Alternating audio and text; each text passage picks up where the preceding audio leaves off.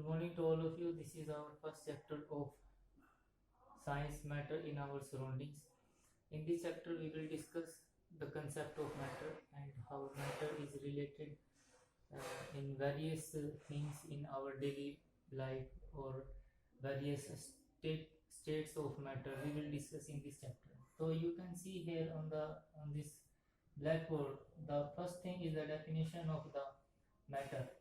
The exact or the concise definition of the matter is everything in this universe which we can see by our naked eye or which we can sense by our five senses is called a matter. Like example, you can take an example of a small little pencil or a particle of a sand to a big plane. Is everything is a matter. Either it is in a small size or either it is in a big shape. Both are matters. So one thing we are observing here that matter can be present in its microscopic form or in the macroscopic form. Microscopic form, if I am saying that the smallest or the little precise form of the matter is the microscopic, and the biggest or the bigger form of anything is the macroscopic form or the macroscopic level. Means to say that the big form of the matter is called the macroscopic level and the small form or the matter is called the microscopic level. So matter is present in both these two levels, microscopic and macroscopic. Now we are here to know about what is the nature of the matter. If I am saying how matter is present, so basically matter is made up of the particles. Small particles combine together to form a big matter. You are seeing a chair, but the smallest thing of the chair is a particles of a plastic or particles of a wood that combines together and make a form of that chair, or any object which you see is made up of the small particles. Second thing, the size of that particles is very less. You cannot see that particles with your naked eye, but when these particles combined with each other to form a microscopic form and becomes a big matter. Now we have already know about the what is matter and nature of the matter. Now we are discussing the characteristics of the matter. Everything has its characteristic. If I am talking about a human also have some characteristics. So the matter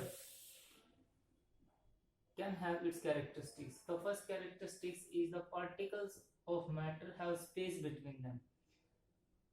It means the particle of matters have a space between each other, so that any other particles can be mixed with them. Taking an example of a salt solution, or you can take a example of lemonade solution in which we are mix salt into the water. So water is dissolved into the salt is dissolved into the water. This is because the particles of the water have space in between them by which salt particles added to them. That's why we cannot identify the particles of the salt in the water, but we can only identify that thing by its taste. So second one is the particle of the matter attract each other.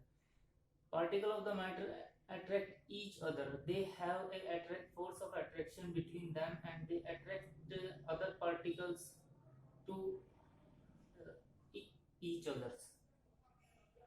Third one is the particle of the matter continuously move.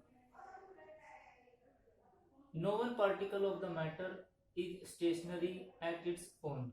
Every particle, either it is small or either it is in little bit of large in size, they continuously move in a random fashion. fashion or a determined fashion.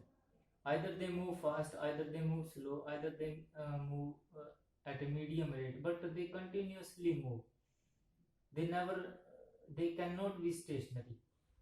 So these are three basic characteristics of the matter. These three characteristics of the matter defines the further states of the matter. These characteristics distinguishes or separates the different states of the matter. The states of the matter, that is solid, liquid and the gas.